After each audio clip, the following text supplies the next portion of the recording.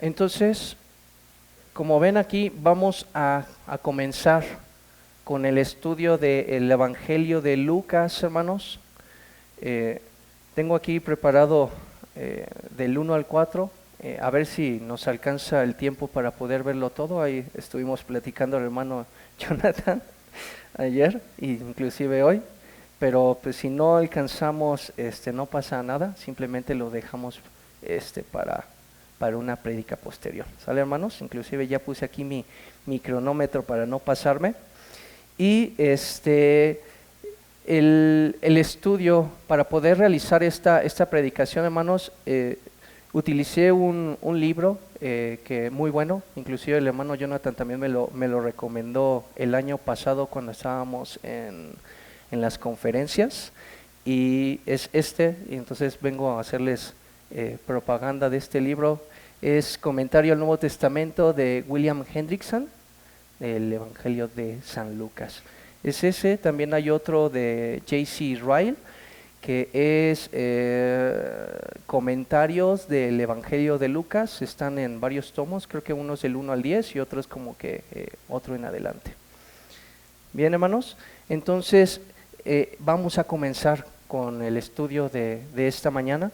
Lo que vamos a ver entonces es primeramente una introducción. Les voy a dar rápidamente un bosquejito para que puedan, si lo están escribiendo, y si no, para que puedan irlo viendo en sus mentes, ¿no? Que es básicamente la introducción. ¿Por qué comenzar con el Evangelio de Lucas? También, ¿quién es el que escribió el Evangelio? Porque literalmente no dice ni el libro de Lucas ni el libro de los Hechos que lo escribió Lucas, el médico amado, ¿no?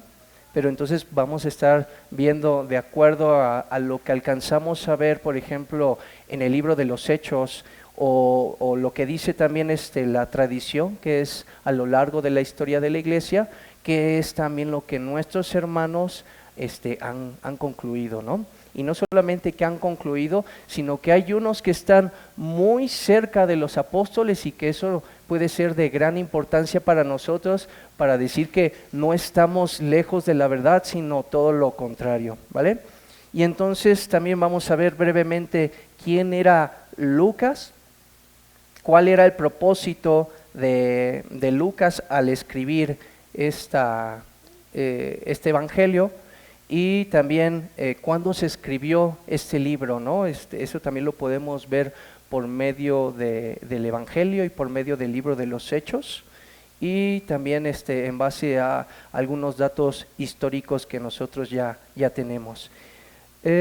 ¿Cuáles son las características principales de este libro?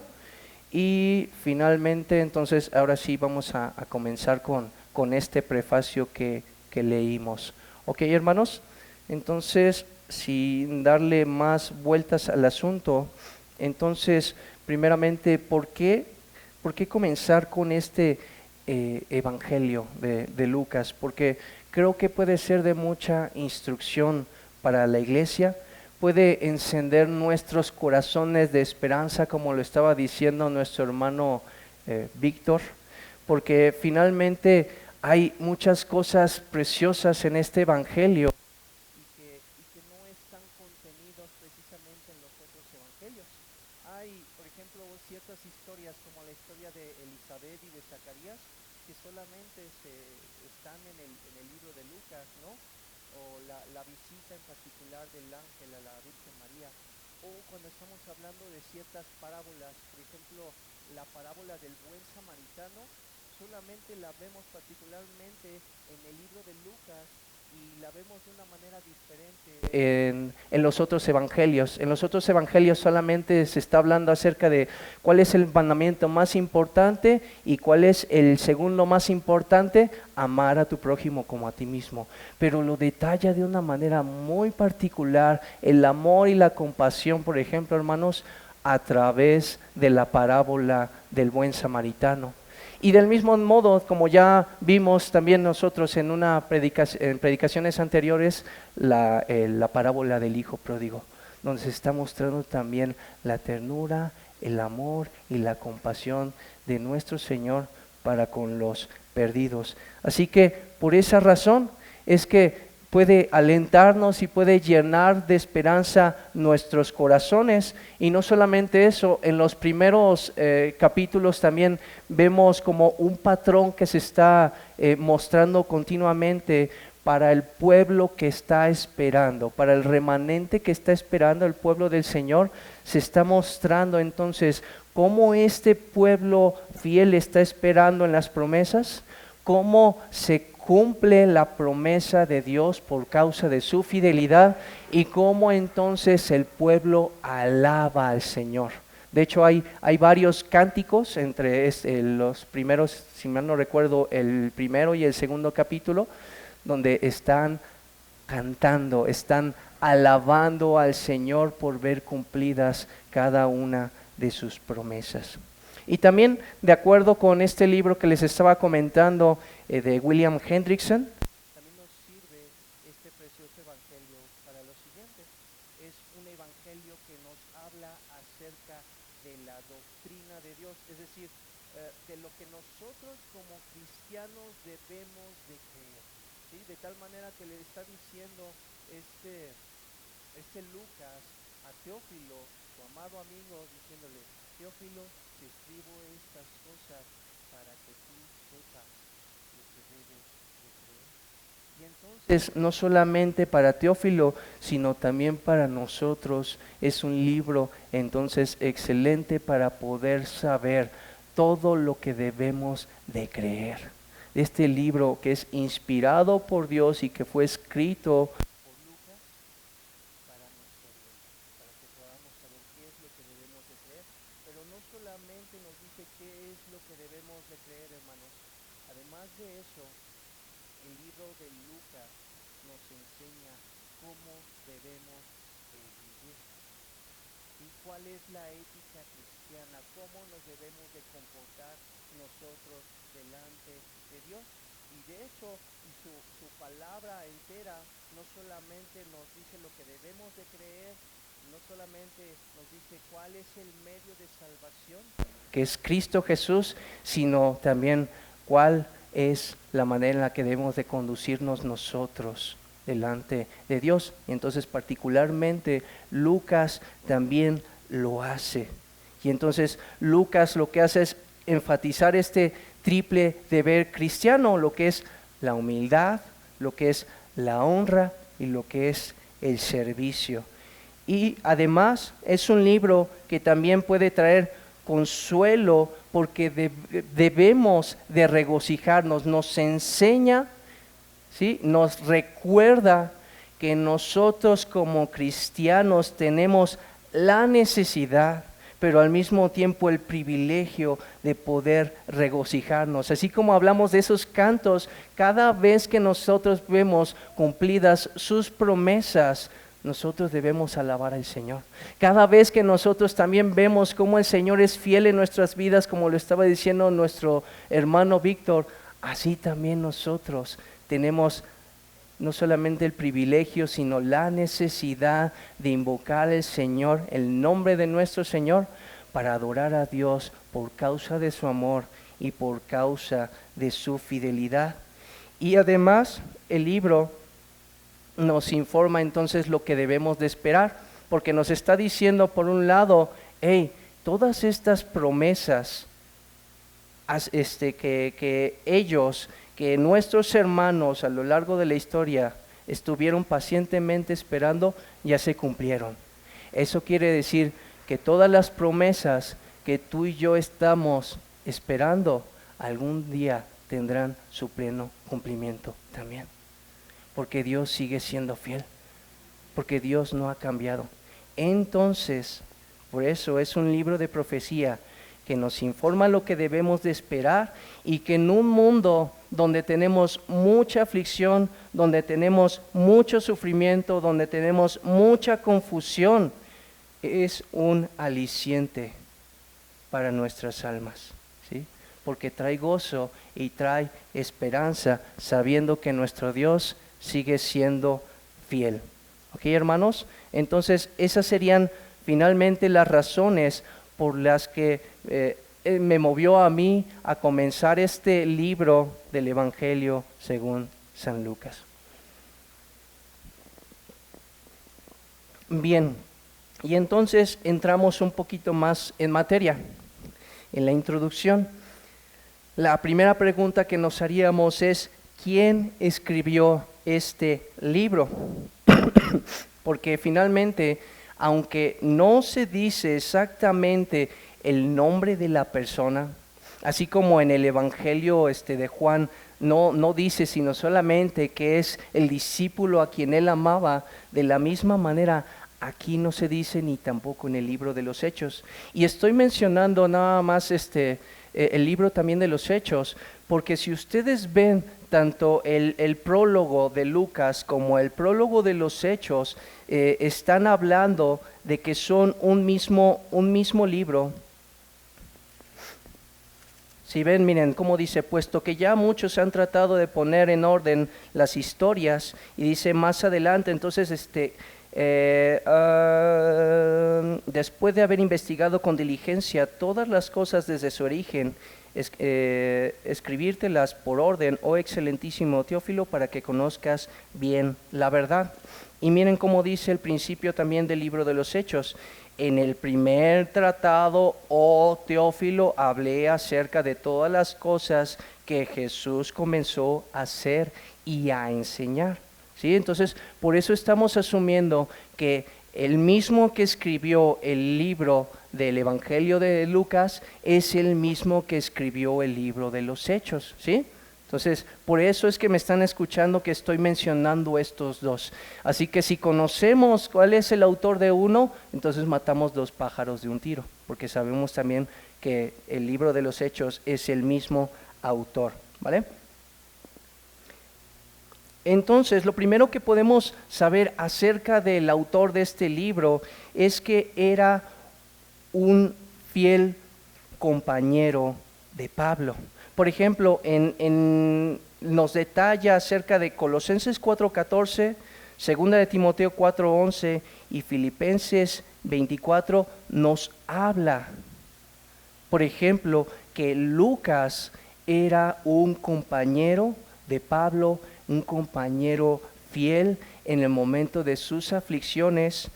Por ejemplo, en Colosenses 4:14 está saludando a la iglesia y particularmente está diciendo acerca de unos hermanos, y particularmente dice que ellos son judíos, y después está hablando acerca de otros hermanos donde se está incluyendo al hermano Lucas, ¿sí? También entonces podemos saber por medio de esto que Lucas estuvo tanto en su primer como en su segundo encarcelamiento. Eso lo podemos saber, por ejemplo, en Colosenses 4:14, en Filemón 24, que son los versículos que estamos tomando de referencia, y del segundo encarcelamiento, que es segunda de Timoteo 4:11, ¿ok? Cuando ya el apóstol Pablo está despidiéndose, ¿recuerdan? Bueno, entonces, este autor, por ejemplo, en el libro de los Hechos, en muchas ocasiones está hablando no solamente acerca de ellos, hablando del apóstol Pablo y de todos los que están con ellos, sino que él se está incluyendo a él mismo, está diciendo nosotros. Entonces, es una de las razones por las que nosotros podemos llegar a concluir que el autor de este evangelio y del libro de los Hechos es Lucas, ¿sí? Y entonces, algunos estudiosos también llegan a la conclusión de que por cuanto Lucas es médico, y eso también lo dice las Escrituras el apóstol Pablo cuando está saludando, está diciendo que él es Lucas, el médico amado. Entonces, hay estudiosos que entonces nos están diciendo que por cuanto la manera en la que está escrita, por ejemplo, el Evangelio de Lucas, nos puede podemos llegar a concluir que Lucas es el autor. Porque, por ejemplo, miren, cuando está hablando en Lucas 4:38, cuando está hablando acerca de la fiebre que tenía la suegra de Pedro, los otros evangelios solamente se dedican a decir que tenía fiebre, pero particularmente Lucas no solamente dice que tiene fiebre, sino que tiene una fiebre muy alta. O también cuando el leproso se acerca a Jesús y le dice, si quieres puedes limpiarme. Hay un detalle en particular también en el Evangelio de Lucas que está diciendo no solamente que tiene lepra, sino que todo su cuerpo está lleno de lepra. Y así hay otros, por ejemplo, acerca de la mujer que tenía flujo de sangre. Lucas añade que ninguno de los médicos pudo curarla. O también hay un detalle acerca del hombre de la mano seca, hermanos, y del siervo que le cortó Pedro la oreja. Detalla particularmente Lucas que fue la mano derecha y la oreja derecha. Pero no solamente por eso podemos llegar a concluir que Lucas, el médico amado, fue quien escribió este evangelio. También, de una manera especial, este evangelio enfatiza el amor y la compasión de Dios. ¿Y quién más sino un médico para que pueda transmitir ese amor y esa compasión? ¿Por qué? ¿Por qué lo digo, hermanos? Porque ustedes no me dejarán mentir, cuando alguien está sumamente enfermo, no toma las mejores decisiones, ni somos las personas más prudentes, ni las más deseables. De tal manera que es necesario que el carácter del médico sea bondadoso, sea paciente, sea misericordioso, para que finalmente pueda llevarnos a tomar cada una de las cosas que necesitamos y entonces nosotros podamos curarnos. Y es por eso que estos estudiosos también llegan a la conclusión, bueno, si aquí se está mostrando, se está exaltando el amor y la compasión de Dios, ¿quién más sino Lucas, el médico amado? ¿Sí? Entonces, eso es lo que particularmente encontramos tanto en el Evangelio según San Lucas como en el libro de los Hechos, que nos podemos llegar a concluir que Lucas es el autor de esta carta, de este Evangelio, perdón. Pero no solamente eso, también tenemos a nuestro favor la tradición.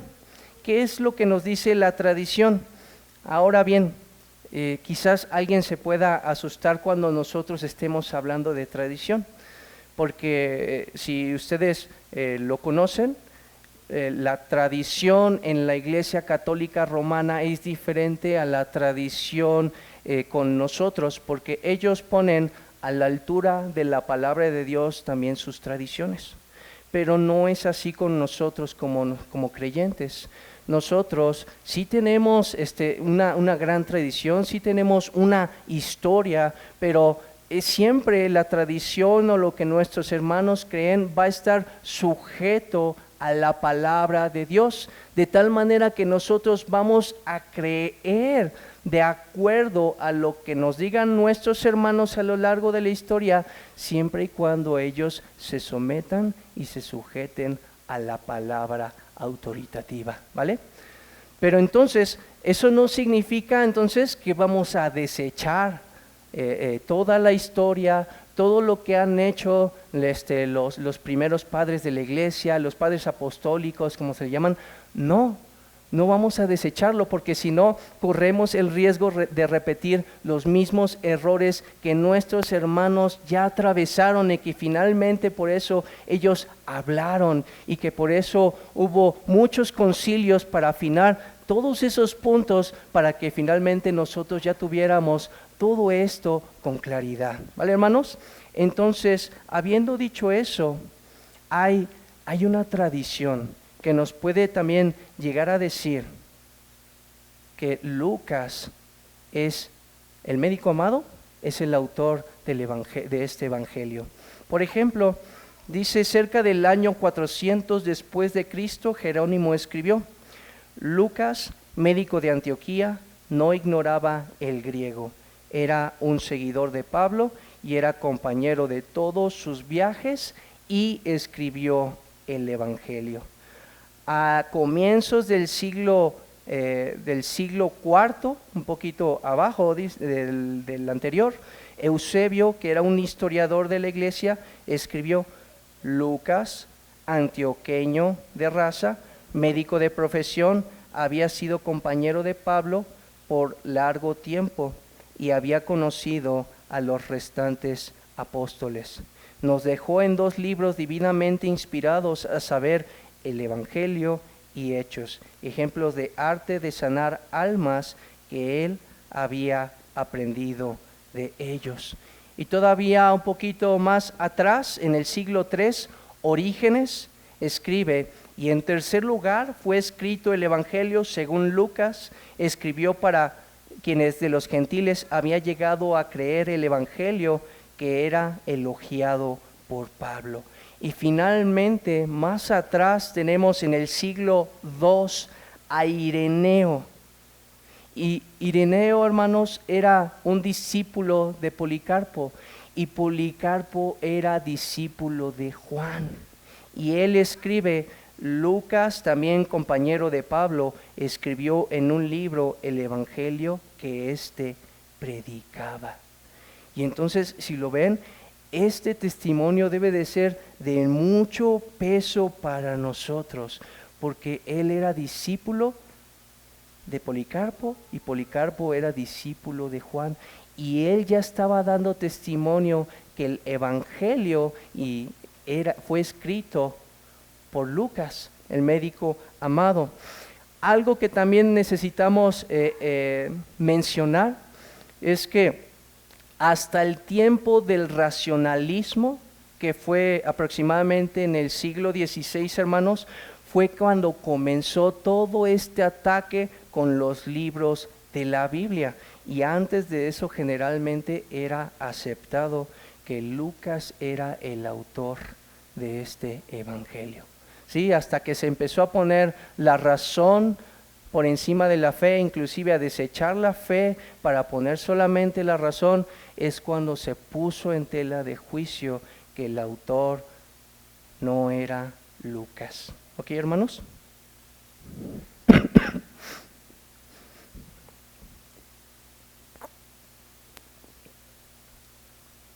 Bueno, ¿quién era Lucas? Ahora, Lucas, según lo que ya vimos, según la tradición, Lucas era un hombre de Antioquía, de Siria, y además podemos ver que Lucas tiene un particular interés por Antioquía, y eso lo vemos en el libro de los Hechos. Voy a dar algunos ejemplos.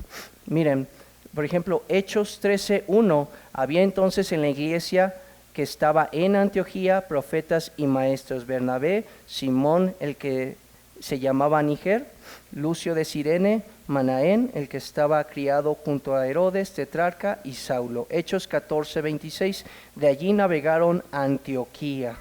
Hechos 15:22, entonces pareció bien a los apóstoles y a los ancianos con toda la iglesia elegir de entre aquellos varones y enviarlos a Antioquía. ¿No? Esos son algunos de los ejemplos que tenemos, hermanos, pero pareciera que entonces Lucas tiene un particular interés por Antioquía, y por esa razón es que nosotros también podemos llegar a concluir que Lucas probablemente era de Antioquía, y la tradición también, nuestros hermanos a lo largo de la historia han dicho que era de Antioquía. Además, por lo que nosotros vemos, Lucas era un convertido gentil, y que lo más probable es que sea griego. ¿Cómo podemos saber esto? Por ejemplo, le cité hace ratito Colosenses 4, era 4, creo que es Colosenses 4 del 4:10. A ver, vamos a ¿Mande?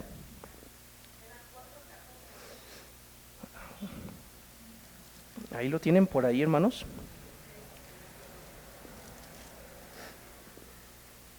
Miren, por ejemplo, dice Aristarco, mi compañero de prisiones, os saluda, y Marcos, el sobrino de Bernabé, acerca del cual habéis recibido mandamientos, si fuere a vosotros recibirle, y Jesús, llamado el justo, que son los únicos de la circuncisión que me ayudan en el reino de Dios.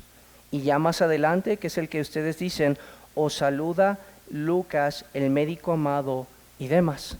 De tal manera que sí está siendo hay una división entre los que son de la circuncisión y los que no son de la circuncisión. De tal manera que aquí podemos concluir al menos que Lucas era gentil, un gentil convertido. ¿Por qué decimos que Lucas no solamente era gentil sino griego?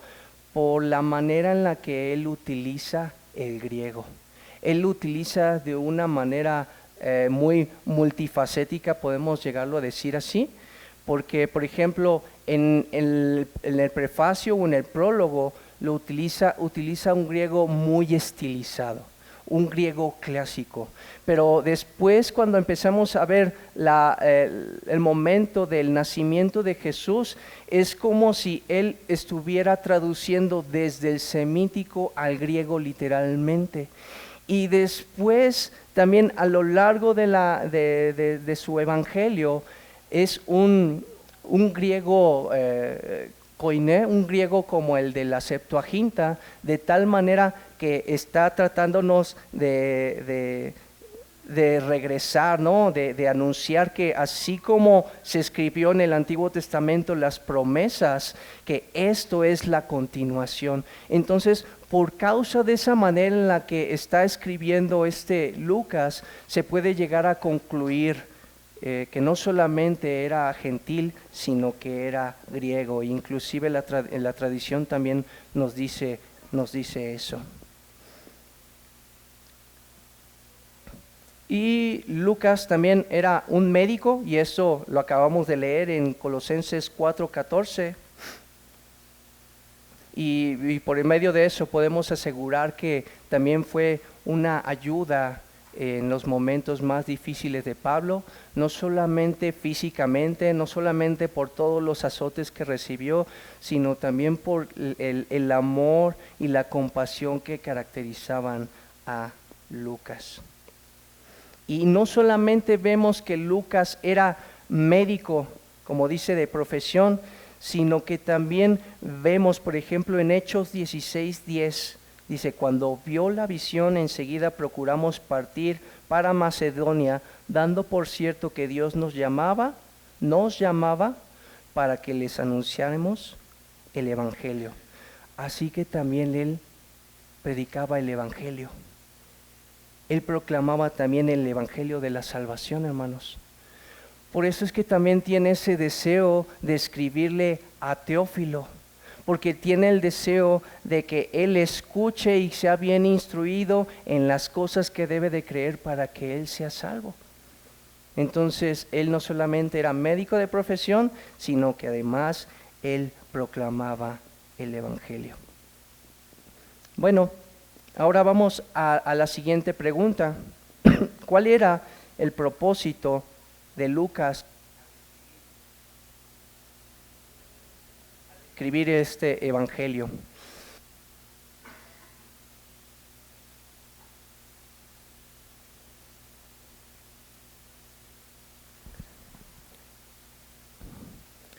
Bueno, el propósito se muestra claramente en el prefacio que leímos, hermanos. El propósito inmediato entonces es entregar a una persona de mucha estima este relato de todos estos acontecimientos relacionados con Cristo a su amado amigo Teófilo, y que dicho sea de paso, Teófilo significa amado por Dios.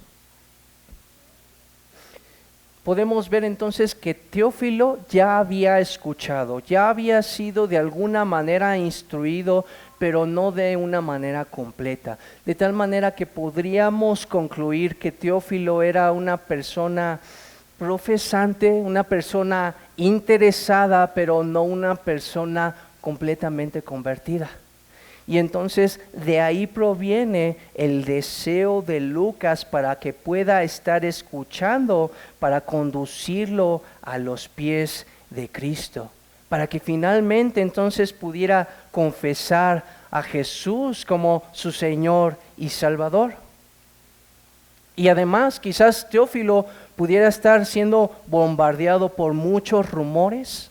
Ven que había muchos rumores acerca de Pablo, había muchos rumores acerca de la iglesia, había falsas doctrinas, había pseudo-cristianismo, había por ejemplo gnosticismo que ya estaba vestido de cristianismo, y que el gnosticismo fue un problema en los principios de la iglesia, donde muchos hermanos tuvieron que hablar contra esa herejía, porque era muy parecido al cristianismo, pero la particularidad que decían es que no era salvo por medio de la fe, sino por medio de una gnosis o por medio de un conocimiento, que solamente tú internamente podías llegar a ese conocimiento y de esa manera podías llegar a ser salvo. Entonces, en medio de todo eso, Lucas también escribe a Teófilo por causa de esa preocupación, porque no solamente no había terminado de ser instruido, sino también por otro lado tenemos que está bombardeado por todas estas cosas, hermanos. Entonces eso hacía necesario un relato que era fidedigno y organizado respecto a todos los hechos que se centraban en Jesús. Y eso es como un propósito inmediato, pero hay un propósito también intermedio, porque Teófilo entonces está representando a todos aquellos creyentes gentiles, a todos los creyentes de habla griega, que fueron entonces o que están siendo convertidos del paganismo. Y que por eso Orígenes asegura que el Evangelio de Lucas fue escrito por amor a los convertidos gentiles. ¿Sí, hermanos? Entonces, no solamente Lucas tenía en mente a su amado amigo Teófilo, sino a todos aquellos que él representaba, a todos los convertidos gentiles o que están a punto de ser convertidos porque ya escucharon este mensaje del Evangelio. Y entonces el Evangelio fue escrito para corregir además todos los conceptos equivocados de aquellos que mostraban algún interés, y entonces de esa manera poder fortalecer a los creyentes, especialmente a los que habían sido traídos a los pies de Cristo recientemente. Y como propósito final entonces sería también ser alcanzados todas las naciones, mostrándoles al Dios vivo y verdadero en la faz de Jesucristo. Que de eso, ese propósito general o final, ahí estamos también incluidos nosotros, hermanos, hasta este tiempo. Ahora bien, ¿cuándo fue escrito este libro? Tenemos algunos datos que nos pueden revelar cuándo fue escrito. Por ejemplo, ¿recuerdan Lucas 19, 41, 44? Donde está anunciando el Señor la destrucción de Jerusalén. Eso no se llevó a cabo sino hasta el 70 después de Cristo.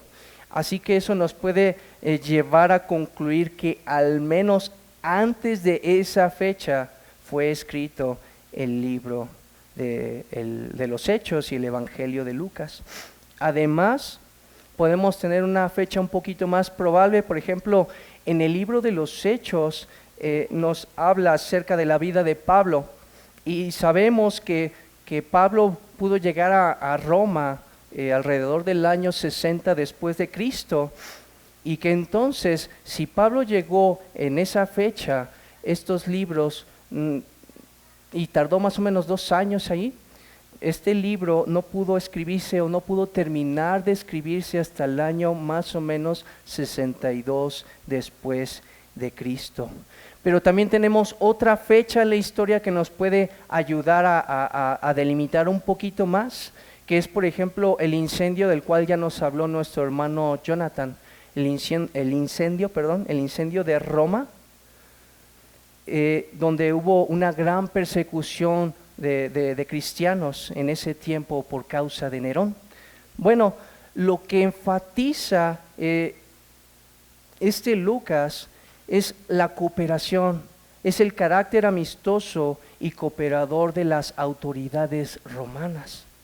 Eso quiere decir que no se escribió en el tiempo de que estalló la persecución con los cristianos. Entonces tuvo que haber sido entre el 61 y 63 después de Cristo, más o menos. ¿Cuáles son las características principales de este libro?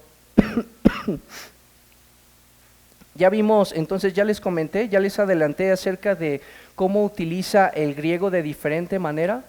Un griego clásico en su prefacio, después un griego que básicamente es una traducción de fuentes semíticas, y después un griego que es similar al de la Septuaginta. Entonces, por eso habíamos concluido anteriormente que Lucas muy probablemente era griego. Pero no solamente podemos ver eso, sino que también el Evangelio de Lucas y el libro de los Hechos se caracteriza por estar conectando, por ejemplo, los eventos que él está relatando con acontecimientos históricos de su época. Por ejemplo, cuando Zacarías recibe la promesa del nacimiento de un hijo, fue en los tiempos de Herodes el Grande, según Lucas 1:5. Mientras Cirenio era gobernador de Siria, ocurrió el censo y el nacimiento de Jesús. Así que normalmente este evangelio nos ayuda a situar todos estos eventos y estos relatos dentro de la historia de su época. Sí, eso lo hace de manera particular el evangelio de Lucas. Entonces, ¿cómo voy? Voy bien, ¿verdad? ¿Sí? ¿Sí? ¿Se alcanzó? ¿Ya se fue el hermano Jonathan? Bien, pues vamos a comenzar a ver entonces el prefacio. Ya lo leímos y entonces al principio Lucas está escribiendo de una manera elegante, como lo comentamos, con un griego que es clásico, y además era la costumbre en su tiempo escribir un prefacio de esa manera, hermanos. Ya ves que está muy elaborado, está muy estilizado. Inclusive tenemos un prólogo similar, por ejemplo, de Josefo, que comienza en una de sus obras, que dice: en mi historia de nuestras antigüedades, excelentísimo Epafrodito, creo haber hecho suficientemente clara para quien quiera que ojee esa obra, la antigüedad de nuestra raza judía. Sin embargo, puesto que me he dado cuenta que un número considerable de personas, bajo la influencia de calumnias maliciosas de ciertos individuos, desacredita las declaraciones de mi historia, considero mi deber dedicar un breve tratado a todos estos puntos con el fin de convencer a nuestros detractores. Así que lo que está haciendo aquí Lucas básicamente es poner una introducción que era conforme a la costumbre de cada uno de los escritores de su época, ¿vale? Entonces, ¿qué es lo que nos está diciendo aquí? No está conteniendo ninguna recriminatoria, porque ya ven que está diciendo, ya hay muchos otros que han intentado realizarlo y por lo tanto yo también me voy a dedicar a hacerlo. Lo primero que estamos viendo no es una recriminatoria, sino más bien es solamente una argumentación de que hay varias obras. No está diciendo que son defectuosas y que simplemente él está haciéndolo también al igual que ellos. Lucas entonces se da a la tarea de investigar minuciosamente. Entonces no está haciendo menos las obras que ya que ya existen. Lo que sí es probable es que algunas de estas obras ni siquiera hayan llegado a concluirse o a terminarse. No está hablando de las obras de los apóstoles, hermanos. No está hablando, por ejemplo, de una obra, por ejemplo, de Mateo, sino más bien está hablando acerca de estas obras que otros hermanos se dedicaron a hacer y que se conforman a lo que los testigos oculares vieron e informaron. Así es como lo está diciendo. Así que básicamente, ya que existían estos relatos, él tiene el deseo de instruir a su amigo Teófilo, porque si es que ya existen estas obras y estas obras no han terminado, entonces él se está dando a la tarea de investigar diligentemente para dar entonces toda la instrucción a su amigo Teófilo. Pero además podemos ver que mientras estaba escribiendo este evangelio, Lucas ya tenía en mente no solamente que va a escribir este tomo, esta parte, sino también el libro de los Hechos. De tal manera entonces que va a tener no solamente este evangelio del relato de la historia de Jesús, sino también va a tener el relato de la historia de la iglesia en sus inicios. Y eso no lo había hecho nadie. Por eso es que está diciendo, yo estoy haciendo esto, yo estoy investigando diligentemente para traerte estas cosas que son ciertísimas, amado, excelentísimo Teófilo, para que tú seas instruido en ellas, ¿vale?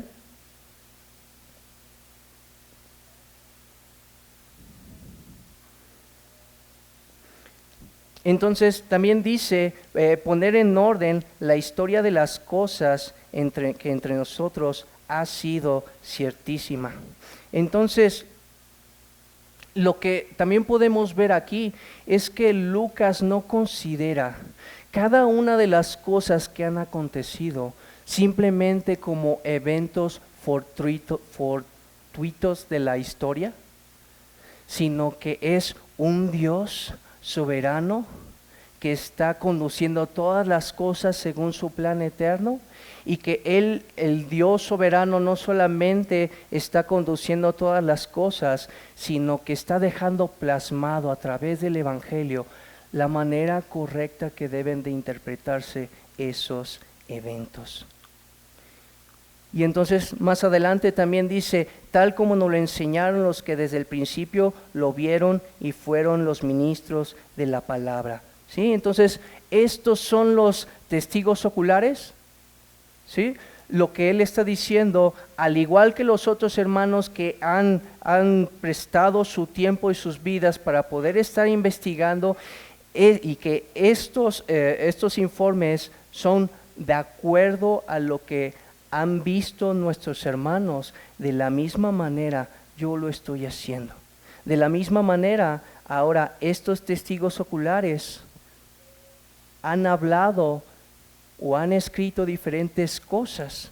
Ellos entregaron, estos testigos oculares, a proclamar el mensaje de salvación, tanto para su generación como para generaciones posteriores, y por eso es que ellos dejaron este legado, y por eso es que Lucas puede llegar a esas fuentes o inclusive a esas personas para que finalmente él pueda tener este informe.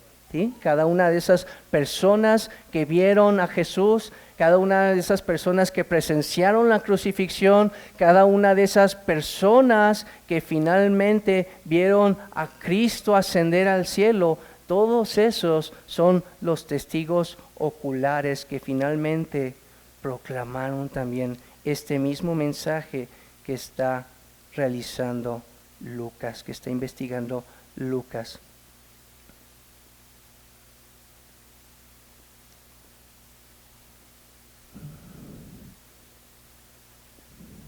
Bueno, y después dice, me ha parecido también a mí, después de haber investigado con diligencia todas las cosas desde su origen, lo que nos puede estar transmitiendo aquí es que no solamente quiere que su obra sea precisa, hermanos, digo, que sea completa, sino precisa, de tal manera que por eso en un principio comentamos que, por ejemplo, la parte del nacimiento del Señor Jesucristo, lo que está haciendo Lucas es simplemente transcribiendo, es simplemente traduciendo de una fuente original semítica, lo que está haciendo es traduciéndolo y no está ni agregándole, ni quitándole, no está metiéndole alguna fraseología, sino que está buscando cuidar, para no agregar, para no quitar nada a sus fuentes de origen, que son fieles a lo que los testigos oculares presenciaron,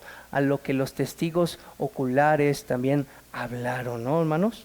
Entonces, por eso está diciendo eso. Me ha parecido bien, investigando con diligencia todas las cosas desde su origen. Y después, más adelante, dice, escribírtelas por orden, y aquí no está indicándonos que Lucas va a tener un sumo cuidado de la cronología que él está hablando. Precisamente orden, aquí la palabra no significa o no tiene que ver nada con el tiempo, sino más bien que él va a tener el mayor cuidado para tener todo este relato, todo este informe de una manera lógica, de una manera coherente, de una manera clara, que tenga sentido a cualquiera que lee su evangelio. Entonces, para Lucas, hermanos, le resultaba mucho más importante que todo su informe tuviera una conexión que fuera lógica o temática que una secuencia cronológica. Y llegamos a la parte de oh excelentísimo Teófilo, gracias. Oh excelentísimo Teófilo, y para esto existen varias posturas, se las voy a presentar rápidamente y después les digo cuál es la postura por la que yo me inclino más. ¿Vale? Entonces, número 1, Teófilo. Dice esta postura, Teófilo era un propietario de esclavos y uno de ellos era Lucas.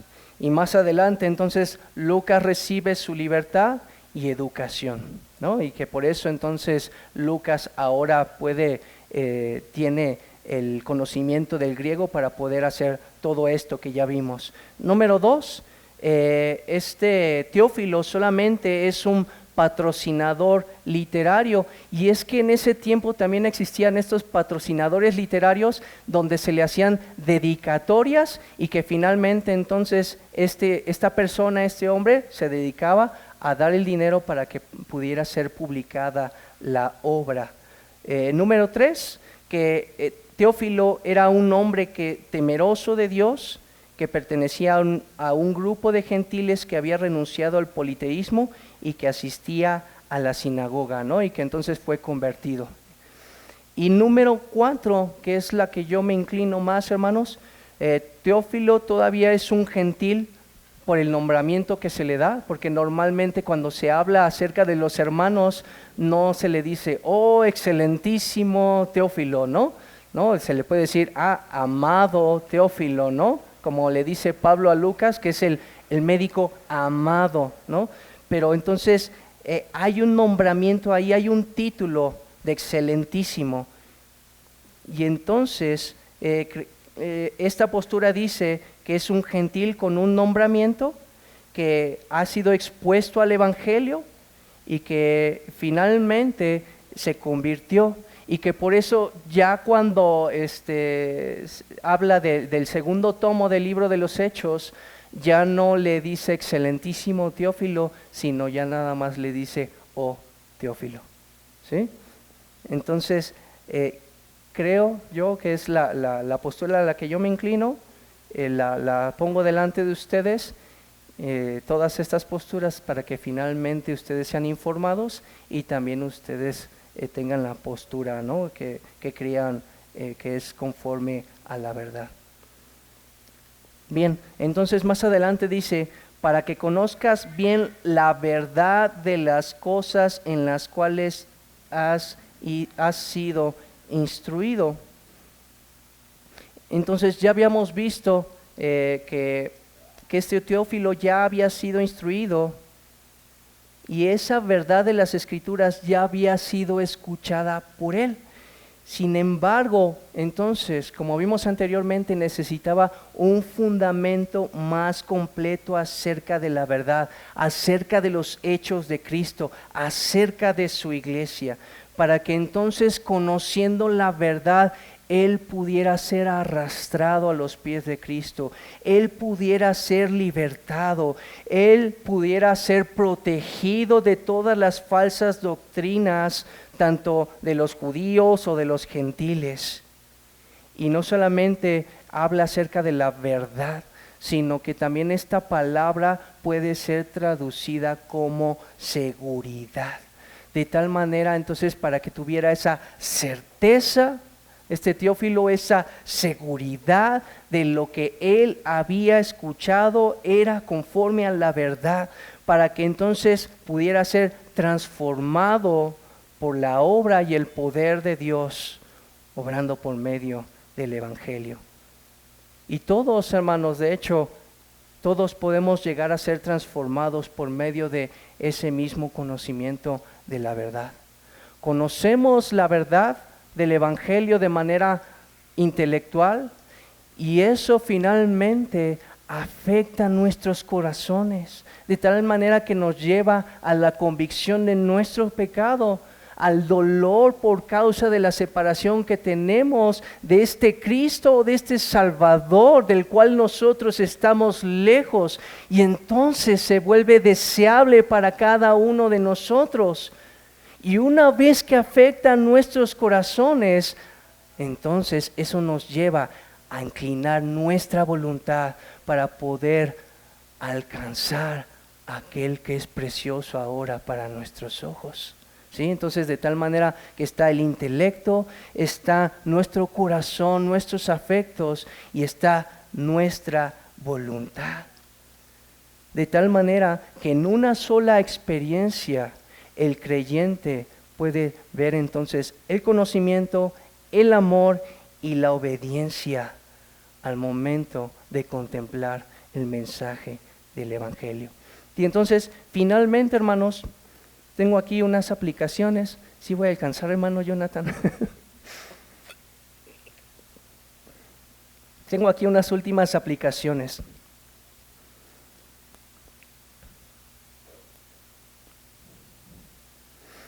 Así como Lucas pudo hablar de las cosas que tuvieron cumplimiento, dice, entre nosotros, también es de sumo consuelo para nosotros que toda la historia, como lo dijimos hace un momento, toda la historia está en las manos de Dios. Toda la historia, incluyendo nuestras vidas. Somos parte del plan eterno de Dios. Y por esa razón podemos asegurar por cada una de las promesas que ya tenemos aquí escritas que estaremos con Cristo en gloria. Por cada una de las cosas que Él nos ha revelado en su santo evangelio, que Cristo no solamente murió, que Cristo resucitó con poder de entre los muertos, que Cristo está sentado en la gloria y que nosotros podemos gozarnos en su venida, hermanos, que Él es el que sostiene nuestras vidas, no nuestros débiles esfuerzos, y que si nuestros esfuerzos están ahí, amado hermano, hermana, no es por causa de nosotros, sino es por causa de aquel que nos amó.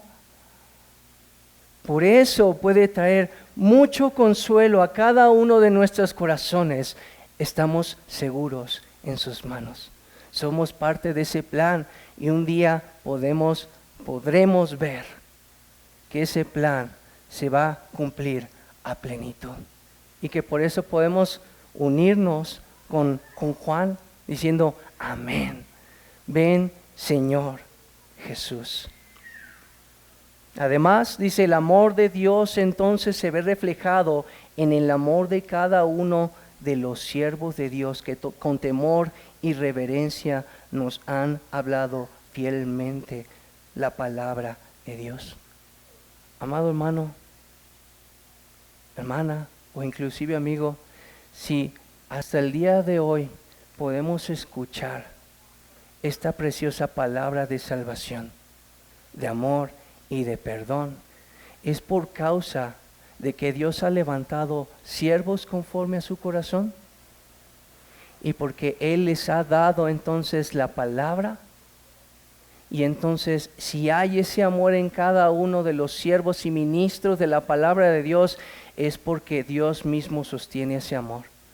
Así que finalmente es Dios mismo amándonos a través de sus instrumentos. Es Dios mismo amándonos a través de sus instrumentos. Entonces, roguemos al Señor por dones, por siervos suyos, porque Dios mismo pone ese amor en el corazón de sus siervos para el cuidado de sus ovejas. Cada uno, ahora nosotros como ministros de la palabra, estamos llamados a ser siervos y estar sujetos a la palabra autoritativa de Dios. Nosotros no tenemos ninguna razón, ningún motivo para hablar otra cosa que no sea la palabra de Dios, porque debemos de estar conscientes cada uno de nosotros que en el momento en el que nosotros nos paramos aquí para hablar y proclamar, no es lo que nosotros pensamos, no es lo que nosotros creemos, sino es lo que Dios ha dicho.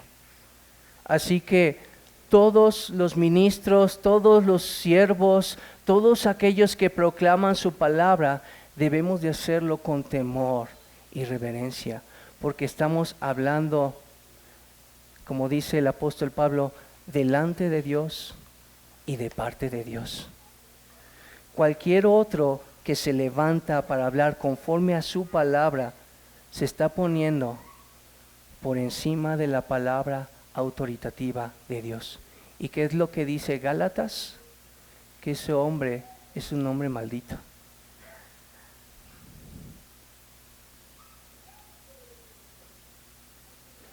Otra aplicación, hermanos, así como Lucas se dirige a Teófilo como excelentísimo, estamos seguros que nosotros como creyentes debemos de tratar con honra a nuestras autoridades. Y eso ya nos lo está explicando nuestro hermano Jonathan. Sí, el hecho de que nosotros seamos creyentes no quita que a las personas que están en autoridad, que a las personas que están en eminencia, nosotros no lo tengamos con el debido respeto, con la debida honra, ¿sí? Hagámoslo, hermanos, entonces. Así como lo hizo Lucas con su amigo Teófilo, y aún así se dirigió como excelentísimo Teófilo, de la misma manera nosotros tratemos con honor, con respeto y con cortesía a nuestro prójimo. Hermanos, Lucas se preocupa por conducir a sus semejantes, ¿sí? Por conducirlos al conocimiento de la verdad. De la misma manera, debe de haber ese deseo en nuestro corazón de conducir a nuestros hermanos, de nuestros hermanos que están comenzando en la fe o que están a punto porque están despertando por causa de que están siendo instruidos en la palabra de Dios. Nuestro deber como creyentes piadosos no es por ponernos por encima de ellos, sino conducirlos como siervos, como ministros de la palabra, aquel que es Señor de todos nosotros, ¿sí? Nosotros nos hacemos a un lado, ¿no? Como dice Juan el Bautista, ¿no? Menguamos nosotros, pero que Cristo crezca, ¿sí? Entonces, no tienes nada que ver en mí, pero mira, amado hermano, este es mi Cristo, este es mi Señor, míralo a Él, y que tengamos ese deseo en nuestros corazones para que con humildad y con piedad podamos conducir a nuestros hermanos a Cristo, ¿vale? Hermanos, otra aplicación, así como Teófilo había recibido instrucción, es un deber, hermanos, por parte de los padres que sus hijos reciban instrucción. Y también es un deber por parte de la iglesia que estos padres que están instruyendo a sus hijos reciban instrucción. Porque muchas veces nos estamos echando la pelota entre nosotros, porque los padres dicen, es que es el deber de la iglesia instruir. Y es cierto. Y al revés, la iglesia dice, es que es deber de los padres instruir. Y también es verdad. O sea, no se contraponen, sino más bien se ayuda mutuamente, porque en la medida en la que nosotros como iglesia instruyamos a los padres, ellos van a crecer, hermanos, para que entonces puedan darle de una manera más fiel y precisa la palabra de Dios. ¿Sí, hermanos? Entonces, hay una responsabilidad doble. No hagamos oídos sordos. Nosotros como padres instruyamos a nuestros hijos en el temor del Señor, y nosotros como iglesia también sigamos instruyendo a la congregación para que pueda aprender y ser instruidos, y que ellos también puedan instruir a sus hijos de una mejor manera. Y amado amigo, amiga que estás entre nosotros, lo mejor que puedes escuchar para tu alma es este precioso evangelio. Porque este precioso evangelio es lo que finalmente arrastró a Teófilo para poder contemplar a su Salvador. Y si tú estás aquí hoy y aún no le conoces de una manera experiencial, no sabes que el Señor te ha salvado a ti, lo mejor que puedes estar haciendo es estar escuchando este mensaje de salvación. ¿Cuál es este mensaje? Que Cristo vino a este mundo conforme a las Escrituras. Que Cristo murió bajo la ira de Dios, la ira que tú y yo merecemos. Que Cristo no solamente murió, que Cristo resucitó. Y que Cristo es el único mediador entre Dios y los hombres. Es el único que puede salvarte. Es tu única esperanza para que hoy puedas ser reconciliado con Él. Por favor, amigo, amiga, que estás entre nosotros y que no conoces a Cristo, que no te sabes salvo, mira cuán grande es nuestro Salvador. Mira cuán suficiente es Él. Porque de ser nosotros viles pecadores, horrendos, como ya nos lo ha dicho también el hermano Víctor en una de sus predicaciones, Él puede sacar de lo vil y de lo asqueroso algo precioso para su gloria. Y Él se deleita en utilizar este tipo de trapos inmundos y sucios para exaltar su santo nombre.